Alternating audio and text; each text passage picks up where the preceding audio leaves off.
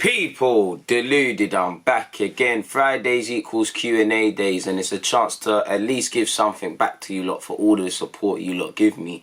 So yeah, I appreciate that. If you haven't already, make sure you hit the subscribe button. I know you've already hit the like button, but I know there's a couple of you who haven't, so make sure you're abusing that like button. Help a guy score further up in the YouTube algorithms. But let's not waste any more time. Let's crack on. Live from Planet X, a big supporter of mine, someone who's always offering encouraging words and someone that's always in the Q&A. I hope you're doing well and safe. I know you're down under, so when this video does come out on a Friday, Lord knows what time zone you're in. But you've asked me what are some of the courses you are doing for your self-development. Hope you're aware. Hope you are well. Apologies. Well, at the moment I'm doing a number of small business ones, how to think like a small business, cash flow, and the rest of it. A couple of journalism courses I want to go on and undertake, and I've signed up for in regards to how I deliver a story, how to write a story, just transferable skills I can take into this thing and do others. There's a couple of video analysis courses I want to do, couple of other business ones, more not like there's business ones where it's obviously about cash flow and stuff, but there's more so about like people management, networking, you know, how to reach out to people, how to find the right people, just many different business courses. I'd say primarily business and self-development. I've signed up to a couple of Adobe courses as well, beginner courses to get my hands wet in relation to obviously the Photoshops and the rest of it. So I would say the typical stuff, you know, the analysis one is what I'm most excited about, and I'd say the whole journalism and business and all of these sort of courses I'm getting on and have got on, they're more designed to expand my thinking. And you know, it might not be something on the course like what I've started, like one I've started, I don't think it's beneficial right now, but I'll keep in the same intensity card. There might be something that I think is irrelevant, but then, you know, when I go over to this thing, it is what it is. It's a bit like Arsene Wenger. Oh, I've signed up to a short economics one as well, but he mentioned Wenger spoke about doing economics at uni purely because he wanted to see, you know, he liked to negotiate. He knew he wanted to be a manager, but he liked to negotiate. He liked cash flow. He liked all of those things. So when he done his little course, it gave him appreciation when he went to his thing. So I'd say that, and I'm also open to another's like I'm trying to get onto. It's going to be difficult with COVID and things, but not camera, but like how to lie, and you know, smart little things with set up and all of these little bits and pieces I could take. And and I've also forgot to mention that there's some it's all self-development, but what do you call like well-being and looking after yourself and emotional intelligence, and I don't know the word, but I've signed up to one of those courses and I'm trying to get on a bit more of them, you know, how to, you know, I think I'm very emotionally intelligent, but how to recognize even better, because if you're going to have a business or a brand, there's good moments, there's bad periods, you need to keep a level head. So that's arguably as important, but that's what I'm doing so far, and I'm still searching for more, man. I'm trying to abuse every possible course to self-develop myself as I can. Thomas said, yes, DG, hope you're well. Reports suggest that the Kroenkes injected some additional cash to support the Partey deal. With this signing, alongside some high-profile additions in recent years, have our owners turned the corner? As always, stay well. Well, I believe life is about balance, you know. I suppose, you know, I can't always bash the Kroenkes and not praise them to some degree. I don't think you can blame them for everything. But by the same token, I won't say we've turned the corner, because, yeah, the signing of Partey is great. Yeah, it's lovely to hear additional funds were made available because we needed it. But in the same token, you know, he's been here since, what, 2006, 2007. I don't think Partey is Vieira, and I don't like them comparisons like you've seen with my videos. But if you look at it, you know, that little area that Partey's come into, I can't blame fans for comparing to Vieira, because we've needed that. We've needed a man since Vieira left this club. Since Vieira and Gilberto left, we haven't thingied. Now, if I was an owner that gave a crap about football and I you know, watched Invincibles and all of those, you know, you need a top striker like Thierry Henry, and you need a boss in midfield like Vieira. And we've taken many years, you know. I've gone through secondary school. I've had cane rolls. I'm actually getting facial hair now, and only now we're improving that area. So can I really praise you for doing that? It's a bit like a bad breed kid that's mum sent them back home, you know, to Jamaica or Ghana or Asia, you know, when they're not behaving in school, you know, always getting kicked out on class, and it's the one time they're actually behaving. They've seen the class through to the end. They finally, you know, being able to sit a test and got good grades. Should I praise you for behaving yourself? That's the minimum. That's how you have to act. Do you get it? So I'm not too sure, but if he did inject initial cash, it is great. But I see it as this, you know, again, Roman Abramovich and Kroenke are different, Arsenal's different. But if if Abramovich, someone who loves football, you know, is he going to wait however many years to replace Vieira? Or is it going to be a thing where people used to laugh at Chelsea, but they sign bare man, you know, it'll be a revolving door. They'll sign one man, it don't bang, the next man, it don't bang. And yeah, you could say it's mismanagement of funds. But clearly, Roman is trying someone that's more active to fix a problem. So yeah, if he did inject extra cash and help the club out where we needed it, then I'm all for that. For that. So why not, man? Why not? Moving on, Ethan Manager said, will you be buying the Arsene Wenger My Life in Red and White book? I've already ordered it, of course. It's downstairs on my table, and I'm gonna go have something to eat after this video and get back to it, of course, man. Big up Arsene Wenger.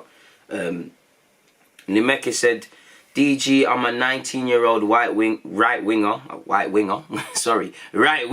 with a lot of pace and technical ability, but I got scouted to play right back. When we play an offside trap in our team, I always get caught playing a player onside. How do I focus on my opponent and my central defender holding the line at the same time? Well, obviously, my guy, I don't know your story and how long you've been playing as a winger, but it screams you've got natural problems there, you know. You've been playing as a winger, you're playing right back, your mindset is not as a fullback and whatnot. So you're having to change your thinking. So you getting caught, while it must be frustrating for your coach and obviously for yourself, it's understandable. In relation to focusing on your opponent and your centre half, I'd say the best way for me, I'm always assessing over my shoulders. I'm always thinking, you know, even when I go forward, you know, for me at fullback, attack is a form of defence. Because if the game is set up a certain sort of way and I keep going forward, that opposition right winger is going to have to either make a decision to come back and help his winger if I'm getting at him, or not go forward as much. So you could do that because you are attacking minded. I would say talk. You know, you ain't got eyes in the back of your head. You need your goalie to talk to you. You need your manager on the sidelines to talk to you. You yourself need to talk to the centre halves when you see a gap. They need to talk to you. It's a talking game. You know, when there's a man, pass them on. You don't need to follow your man. If your man's moved towards the centre half, say, yo, Jimmy, that's your man, and you be aware and you cover it, sort of thing, my dude. So I'd say, I would say that, man. You've just always got to look over your shoulders. Always be aware on the half turn. Where's my? You've been playing right back. Where's my left winger? Where's my opposition left winger? Can I see him? If you look on the half turn and you can't see him, you're in problems. How far am I away from our centre halves? The best footballers ask themselves the best questions. You look at Modric, he's got all the technical ability in midfield, but what makes him stand out? Throughout the game, at some point, he says to himself, yo, there's a bag of space here. I can receive the ball off the defenders, and then turn and progress. And he sees that picture 5 minutes before it's happened. You know, you've always got to ask yourself questions. You know, always talk to yourself. Always ask yourself questions. Can I see my attackers that I'm meant to defend against? You know, how far am I away from our centre halves? Is the midfield there? It's a consistent talking thing. You know, sometimes I switch off. So the centre half will say, yo, DG, boom, boom, boom, or the keeper or whatever. It's a talking game. You ain't got eyes in the back of your head. You can't see everything. So you're going to need to talk. But I'd say what you can do is ask yourself better questions in game situations. And I assume, you know, if you're caught on the offside trap, you know, you're caught flat-footed, you're playing people on. So again, you need to constantly be thinking, you know, stay on your toes and whatnot. But you're always going to have these difficulties. Like you said, I don't know how long you've been playing on the wings, but that's your natural instinct. So you're always going to want to pour forward. You're going to need to change your thinking into a defender or a defensive mindset. So you are going to, you know, have teething problems. You are going to have teething problems. Renzi said, can the levels of the finest players in 2002 in the Premier League be compared to the level of best players in the Premier League currently? I suppose so. You know, best players can play in any time period, so why not? Mr. Patel has said, what are your thoughts going into the Man City game? I just want to see a good account of ourselves. I want to see bravery. I want to see aggressiveness. You know, you look at City, I still think they would beat us, but they look shaky. So I want to see, for once, you know, obviously if we lose, you know, I mean, if they lose, it's more question marks, but they look nervy, you know. Defenders are making individual mistakes. Pep Guardiola's got the biggest test of his life. Look how Leeds and Leicester played when you respect the threat that City come with and you have to soak up pressure, but you try and hit them, you get at them because their defence is full of weaknesses. So I want to really just see us having a go. I want to see credibility in the performance. If they are to win, you know, no cricket scorelines and whatnot. Like the last time we faced them at the Etihad where they won 3-0 and we didn't even make them work for those 3 goals. So that would be my opinions. Kumai, forgive me. You've said, with this Arsenal squad, where do you reckon we'll finish at the end of the season? You know, my heart says top 4, my brain says 5th, 6th. Hope to be wrong in that regards. You said, thinking of starting a YouTube channel, what advice would you give to an upcoming YouTuber? Make sure it's you're passionate about whatever the hell you're going to talk about, my guy, because there's going to be times you're not going to think you're seeing results, times you think you know, you're not getting anywhere, times where you don't even want to make the vids. You know, everyone can make it, everyone can do stuff when the sun's shining. It's when you've got several other commitments. It's when you're dealing with family tragedy. It's when you're dealing with a lot of anxiety and stuff away from this. But you still have to be consistent, turn on that camera, because people are expecting things, you know. So make sure you really want to do it. Make sure, I'm not saying you don't, but make sure you really want to do it. You're not just doing it because people want to do it, because I might not be the biggest YouTuber, I might not be anywhere I need to be, but one thing I have is consistency and passion, and that comes from A, my love of football, and A, my love of speaking to you guys, and for me it's actually knowing that, you know, no matter how many subscribers I have, aspire to have, lose in the future, there's that one person who says, DG, where's the loan report? DG, where's the youth one? DG, where's the tactical analysis? Oh, I look very forward to this vid. It's just for me to know that there's a next man or woman or whatever in this world doing what they're doing with their life, but they're waiting on that video. For me, that's why I do this, you know. It really gasses me, and that's actually something that keeps me going in tough times. So I'd say make sure you want to do it, because if it's like, for me, let's just say I'm a big music fan, and I'm passionate about music. I'm not passionate about analysing music and all of these things. Like, do you get it? Like, in front of you lot. So let's just say, boom, I made this music channel. Oh, you see the Chipmunk and Stormzy thing, boom, boom, boom. You know, everyone can do it then. You know, it's calm. Let's just say a week from now, you know, there's something to talk about. I really want to do it. You know, there's part of me, there's a next beef that I don't really care about, but you lot still want to hear my opinions. I'm not doing it because I don't really care about it. Like, I don't really care that that video is not going to come out. I don't really care that my last video was 2 months ago. Do you get it? You might see two, if it was something you're not passionate about, there might be 3 videos 1 week, a schedule of a month where you're doing it. Then there's 2 months you're not doing it, and then ultimately you're lost. So make sure you love what you're doing. Truman has said, who's a realistic Ozil replacement you'd like to see at the carpet? Difficult one. I'd love Aura or Szoboszlai. They're completely different players, but I think they'd be good. More like for like, I'd say Yari of Anderlecht, even though he needs a bit of development. Darren has said, I know you first mentioned Torreira back at the start of 2018, stating that you think he could play for one of Europe's elite teams in the future. Do you think this is the case? Was Arsenal the wrong move for him? I don't think Arsenal was the wrong move for him. You know, you go back to 2018, everyone's singing their praises. You know, injuries, not settling into the country allegedly, being out of the team, reasons we might not know, all contributions behind that. I still firmly believe it. You know, Torreira can play for the elite teams. Arguably, you could say I'm backed up because Atletico is an elite team in Europe compared to us, really. And I do think he's going to grow in stature. He's at a country where he's more aligned to the way of life and the language, and more likely to acclimatise, closer to Italy and definitely Uruguay. He's around several South Americans, be it from Uruguay and elsewhere, that resonate with his passion. That system for Atletico made for Torreira to a T, and he will shine, similar to for Uruguay. That's going to increase his stature. You know, if he has a good season where he's in form and they've got no permanent clause, you know, if I was Real Madrid who wanted him, and I don't think they do because you've got Casemiro and Valverde, I might say, yo, Arsenal, I'll give you 20, 30, or Arsenal, I'll give you some change, or, you know what, let's do a direct swap. We'll take Torreira off you, you can have Ceballos, and boom. I still think that I'm a big fan of Torreira. You know, I'm always going to sing Torreira's praises. I would love to know why it hasn't specifically worked out, rather than me and you lot speculating. But I love Torreira, man. I think, you know, he's a good player. I think he could have been central to this. I share Simeone's thinking in that he wanted Partey and Torreira.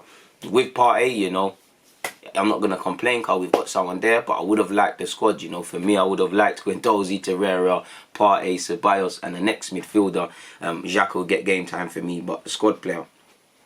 But it is what it is, Darren, man. It is what it is. Thomas said, how did you come up with the name DG? Literally playing Xbox in secondary school, was rattling someone, and it was in relation to Arsenal, and they said Deluded Gooner, and I liked the name. I liked the word deluded. I've always liked the word deluded for some reason.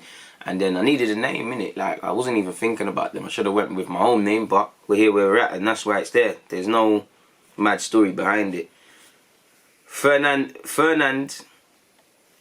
Ferdinand, sorry, the Joneses said, do you bomb forward from right back, DG?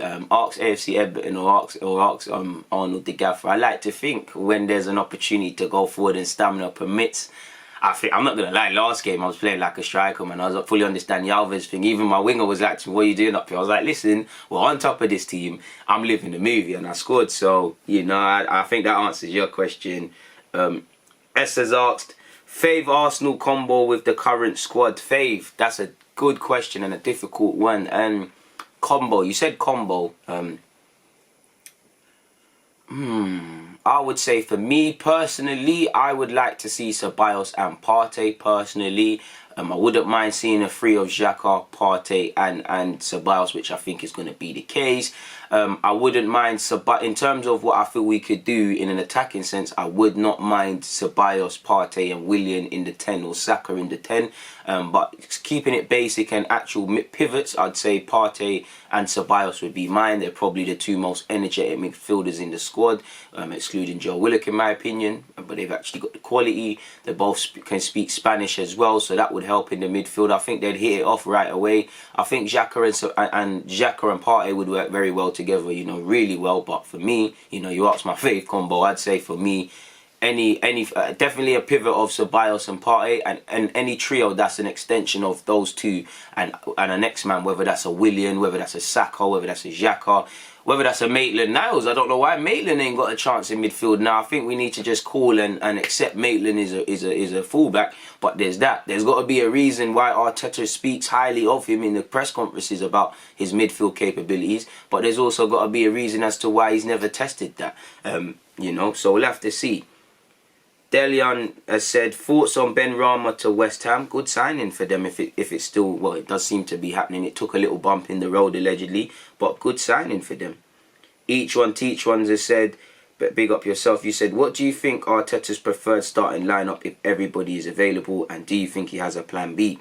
I think he has a plan B. I think what we're seeing right now is his plan B, you know. I think in an ideal world, he wants to play in a more 4-3-3, a more zip sort of football, zip, two-touch sort of thing. So I think this is his plan B, really. So I would say that. And you also said, when everybody's fit, what do I think his preferred lineup is? Again, I can't look into the man. I do think he wants to play a 4-3-3. I do think his preferred lineup, if it was a 4-3-3, would be Willian, Leno in goal, right back Hector Bellerin, left back Kieran Tierney, a back two of David Luiz and Gabriel, midfield of Xhaka and Partey, in the 10 position. You know what, Xhaka, Partey, Ceballos if it's 4-3-3, and then obviously up front I think he wants Willian on the right, Aubameyang on the left, and Lacazette through the middle, which means Saka and Pepe sadly have to miss out. If it's the 3-4-3 formation as you've seen, it's difficult because I do think he likes Tierney in that fullback role and the luxury of bringing in Maitland into that. And Holding's done well, but so it's a difficult one. But I would say Leno in goal, back three of David Luiz, Gabriel, and probably Holding.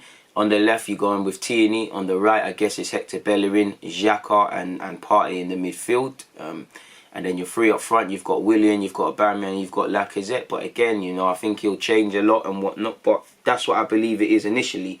If we move over to YouTube very quickly, people, to see the questions you've asked me there. Give me a second. Let's go. Sorry, people. I need to actually find it. I'm moving mad. Where is it?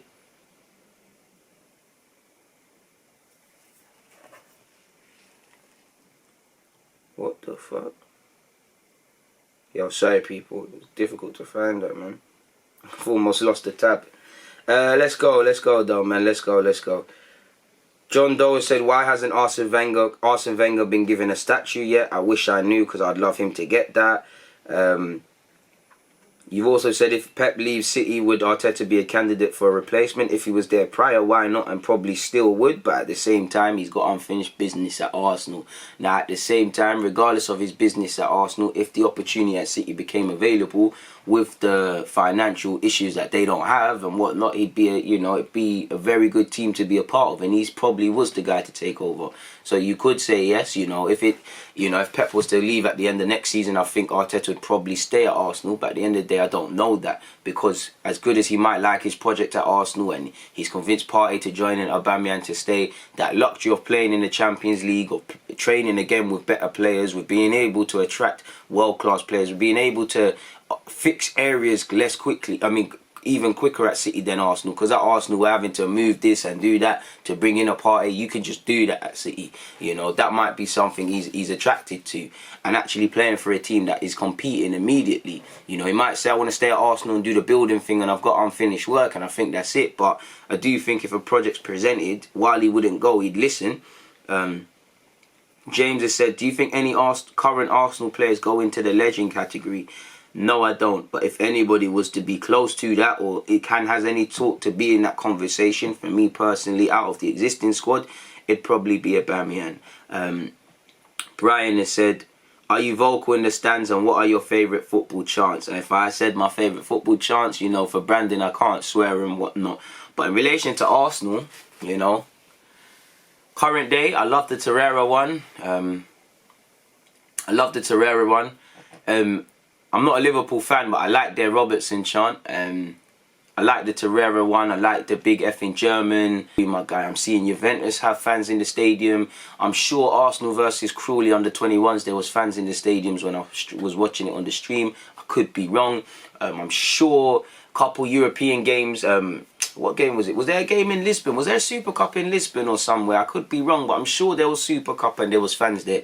But truth is, I don't know, man. I really don't know. I don't know how society is going to react to this virus. Like, even looking at England, which I'm not sure if you're from, it seems that we might be heading into another lockdown, or it appears that we're a bit complacent when the world hasn't been. So I don't know when fans will be allowed to return. But personally, I think they should. Apologies, because you're seeing the London Palladium or the theatres. The theatres are packed and all of this, but fans can't go in. Even me, I can play Sunday League and chase around the football with 22 other players and spit on the ground and touch hands and whatnot, but I can't sit a couple meters away. I would like fans to return, man, but we'd have to see. See It has asked, big up DG, what's your thoughts on players like Raheem Sterling, Jadon Sancho, Saka, Welbeck choosing England over their mother nations? Our mother nation will never win big trophies if the best teams keep on choosing our slave master countries. Bit harsh, but it's a difficult one, and there's no right or wrongs. And as you lot know, a lot of people, especially, Raheem Sterling was born in Jamaica, but typical case of being basically is a black British. He's Jamaican, he's a Jamaican resident living in England, but he falls under that category of a lot of us in, your parents are from the Caribbean or your grandparents are from the Caribbean, and you're born here, and you're in a difficult one because, like me, equally, I do feel a sense. I don't feel English. I feel I'm from London, if that makes sense, but I'm an English lad, I had dreams of playing for England, this country, I've grown up in it and whatnot. But equally, I've had people tell me it's not my nation and all of these things. And at the same time, I'm only here because of my grandparents, making an economic decision to want to better their lives. Who knows where I'd be if my grandparents didn't say they wanted to come from Jamaica and Barbados. And a lot of them, they said, come call us over here, and they made our lives hell. And I've also been told in blunt terms, to F off back to your nation and all of these sort of things and whatnot, people. And at the same time, even going, as much as I love Jamaica and Barbados with my heart, they see me as one of them, my family doing whatnot, but equally there's people saying I'm not one of them. And at the same time, I didn't grow up there. So a lot of us diaspora, we're just in a mad thing, like we're not back home don't really take us in like that. England don't really take us in like that. It's a bit of an identity crisis. Is why I say it's a hard one, because if you was to ask me, probably from primary school to year 7, literally the day of year 7, I would have picked England. From year 7 to about year 9, I probably would have started to move half-hearted or beginning to not think of that. As you said, when you start to learn about history and things, you look at things a bit differently. So, the current day me, if you was to ask me right now, 25, if I was a player, who am I playing for? I know England, there's probably more finances, there's probably more sporting achievements and whatnot, but I'm picking Jamaica. I'm picking Jamaica over Barbados as well. I'm sorry, Grandad, but I'm picking that. If you was to ask me up until year 7, I would have picked England because of just purely looking at it from a sporting angle, really. What team's more likely to be in the World Cup? So it's a difficult one. Diabolical has said, who is the best player you have seen in person? Lionel Messi, Alexis Sanchez, Mesut Ozil, Santi Cazorla, Sergio Aguero, Yaya Toure, Kevin De Bruyne. There's been a few still. Luis Suarez, without a doubt. Coutinho. I've said Alexis Thierry Henry. Patrick Vieira, Ashley Cole, Cesc Fabregas. Yeah, man, there's been, you know, shout out to Aubameyang and all them man there, Lacazette and all them man there, but they're the ones when I think of what Gareth Bale, and Gareth Bale's even a nice guy. When I used to work at Spurs, you know, at the time you wouldn't have believed this is Gareth Bale linked with Madrid, and that just how humble and shy he was. Really big up Bale, but I've watched some quality players, but they're the players I've thought like, wow, like football isn't human, like you lot are not human sort of thing. Neymar, how could I forget Neymar? For God's sake, Neymar, baller. Only one I need to see now is Kylian Mbappe, really. Ousmane Dembele, as well. Ian Robin, you know, I was at the final, Dortmund versus Bayern Munich working, and I basically watched the whole game. That was a good final. Yeah. There's also a couple, like, you know, not from the best, he's nowhere near best players, but, you know, when you see a player live, one player that stuck with me that I thought was better than what I saw on TV is Arnautovic. Like I said, he's not in that list, he's not up there, but he's one of, you know, when you watch players live at the stadium and whatnot, and you have a better appreciation, I think Arnautovic was a better player live than I thought. I know I'm going away from your question, but that question made me think of players that I thought were not good at football, were quite poor, but when I've seen them live, I've taken them in a bit. So that would be it, Diabolical, man. 1-1 has said, what made you join AFC Edmonton given that you are capable of playing at a much higher level? Do you get frustrated with playing against men that are not as good as you? No, because I'm 25 playing Sunday League, you know, my guy. That whole... I do think I could play at a high level, of course, and definitely if I was definitely a bit more fitter, I could, you know. I loved ball. But I'm 25, you know, I'm not going to be a baller. It's not that deep, you know. The reason I joined them is, you know, my guy, Arnold, said I'm making a team. I thought he was capping. I see a man, you know, bare man have ideas and these things, but few man go and do it. So when I see a fellow IC3 or a fellow man make his own team, I'm actually seeing a man trying, a man actually putting wills into play, and he's saying, yo, DJ, like, do you want to play with the team and play with the man them? And I'm like, yeah, you know, that's my guy for one. You know, all my friends that are literally, some of my friends I've known 10 plus years, we're kicking ball. You know, it's for me, you know, I ain't got too much to look forward to in my life, I'll be honest. So for me, you know, looking forward to today, like Thursday, which is training, or Sunday, it means the world to me, you know. You know, of course, the standard of quality of football isn't good, but for me, it means the world. I look forward to it. Like, even when I scored on Sunday, after making a mistake, I can't get through to you the feelings of emotion I felt scoring that goal.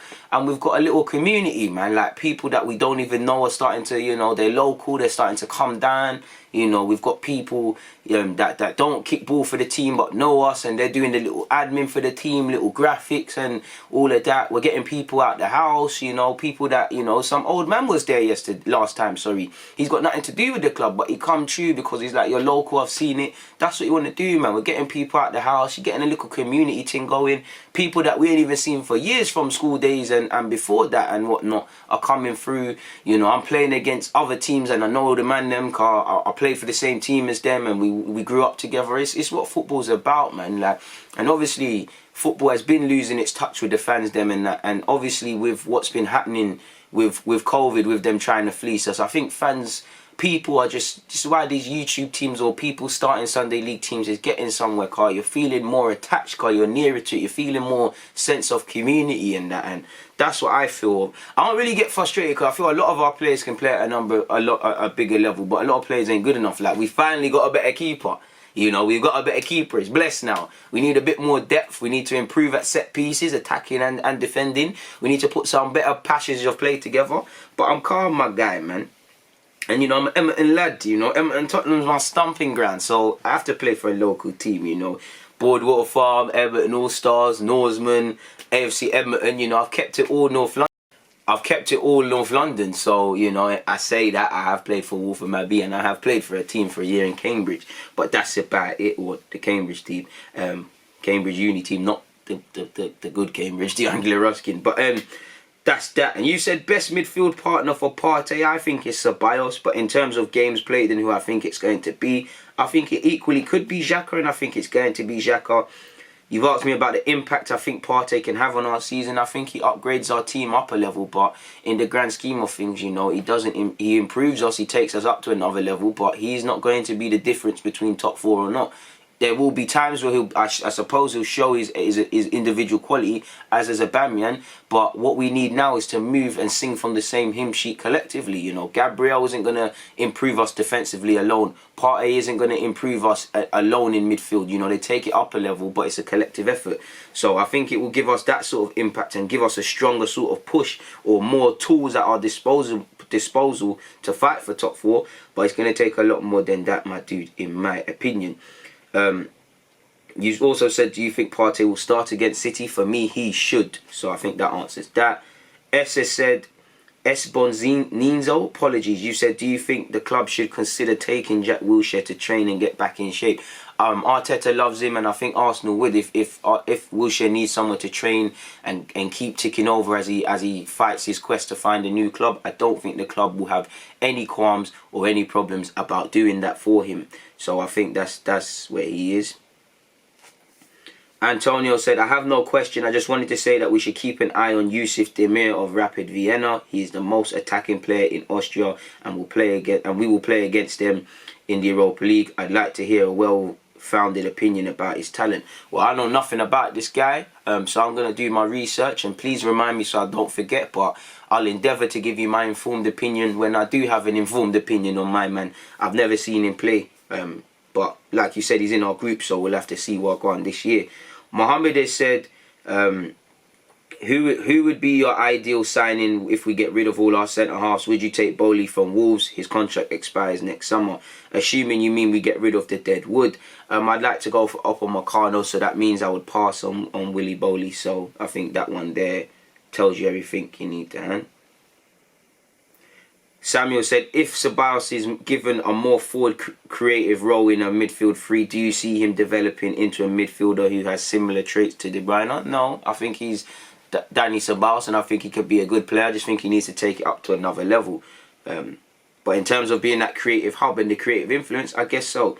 Papyrus said, I hope you're well. Big up yourself, TG. Thank you very much. Leicester won the league with only 18 players and mostly the same starting 11, as opposed to Man City, who have basically 2 first-team squads. How much depth and rotation should a top 4 squad have? What would you consider too little or too much? Well, out of a 25-man squad or 2-man squad, like you said, you could say that's imbalanced because people are going to miss out. I wouldn't like a squad of 18 players because if everybody can stay fit, that's great, but that's a problem. I would like a 25-man squad. In an ideal world, you've got 2 players that are neck and neck fighting for every position, give or take. You know, you can't have world-class players in goal and 2 one-man in goal and 2 at fullback and whatnot. What I'm saying is, you have a first and second choice fullback, but on either side, but there isn't too much in it. Do you get it? Same goes for midfield, and I'd want a bunch of midfielders who complement each other. You know, couple box to box, couple technicians, couple builders, and guys that just put their heart on the line. Defense the same, you know, strikers the same. Have I got a target man? Have I got a little mini powerhouse? Have I got a false 9? Have I got someone that's just going to be an absolute see you next Tuesday, like Diego Costa to strikers? You know, my wingers, what are they telling me? So I'm always a man for depth. I would like a 25-man squad, you know. But at that, I also value playing your regular squad, you know. That first team 11 for me would play more times than not. I don't believe in rotation too much unless it's obvious you need to. I think it's underrated keeping the same lineup and keeping them all fit. So hopefully that answers your question. But football's a diverse game. There's never one way to look at things. Osama has said, do you think that games end with a lot of goals because there are no fans at the stadiums? If not, what are the factors that cause these huge results? Football's just a crazy game. I wouldn't be able to tell you, my guy. Football's just a mad game. Maybe the fans aspect does have a factor, especially my team like Arsenal. You know, the 2 games we've played against Sheffield. You know, Sheffield ain't had their 12th man. That's a big part of when you think of Sheffield United. Has that benefited us? I'm not too sure. I don't think the fans affect the goals though, man. I just think everyone's just moving poor defensively and the systems are poor. So we'll have to say, man. John Doe said, would you take Jack Wilshere back on a play as you play deal? purely from the heart and sentiment, I would, yes. With the brain and whatnot, no, there makes no logical sense to bring Jack Wilshere back to this club beyond the fact of I love him as a footballer and I really want him to return home. With my brain, there's not one sense. You know, I'm sure with the quality and his technical abilities, Jack Wilshere would fit in. He'd be able to play games and whatnot. But again, and it's sad to say, because again, apparently he's been fit since February and whatnot.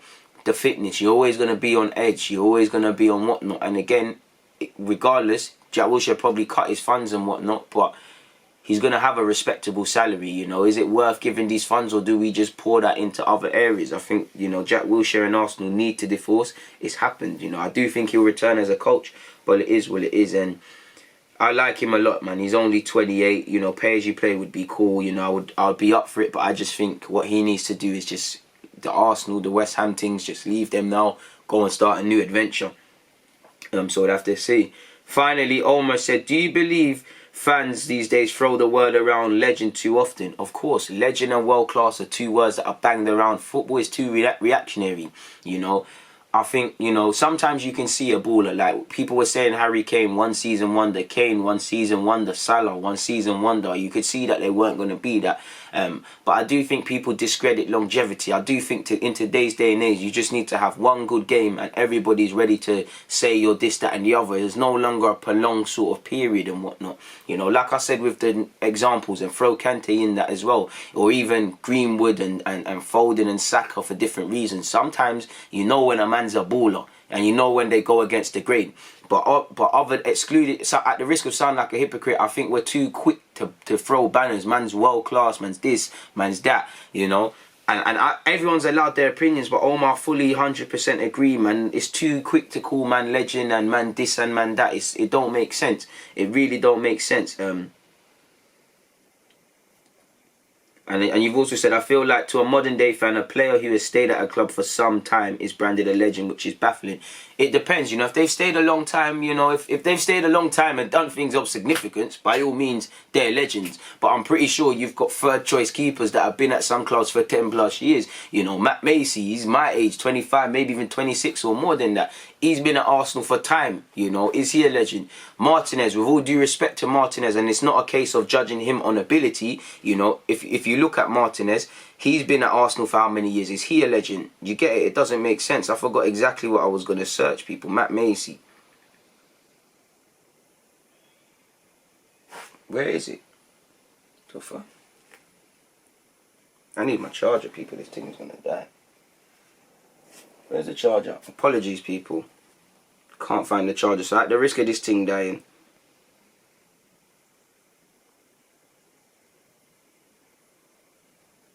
Matt Macy, 26. So he's older than... Matt Macy's older than me, people.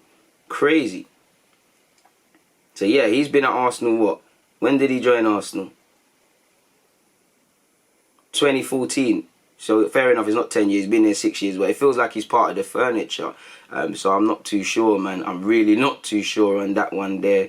Let me see if I've missed out any other questions. DS Boss has said, we're seeing a lot of footballers testing positive for COVID lately. Is this football biosecure bubble really working? Evidently not. In fact, let me not discredit it, because there's been a lot of things in place to ensure it probably is working. Where's that charger, man?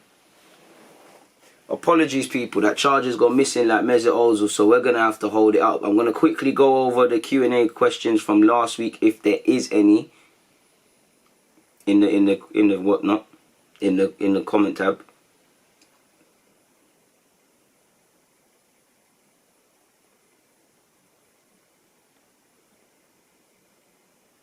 No, there's nothing there. Is there? I know some of you like to comment the previous week's community tab, which I'm not too sure if you should, but you do. There's nothing there either way. What I'll leave you lot with is a passionate picture of myself. Can't even find it, man. Just because someone mentioned AFC Edmonton, so let me go on my Instagram and tear up them pictures. And you lot were killing me, man. I was seeing comments like never miss his leg day, this, that and the other. Can you lot even see? Passion. That was dead. Passion. Baller. Oh, it's that way. Calm.